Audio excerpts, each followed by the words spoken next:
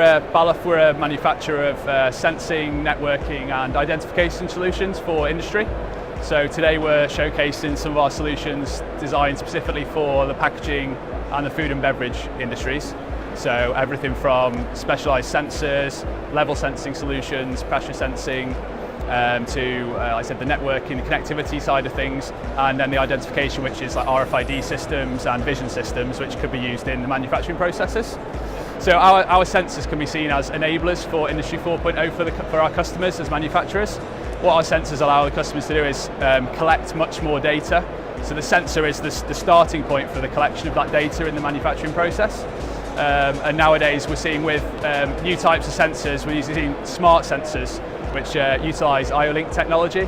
So what this allows you to do is collect much more data than it's not just a dumb sensor anymore. It can collect and be much more data and be used for things like condition-based monitoring, and that information can be sent up then into the control level, to the SCADA level, to the MES level for the manufacturers.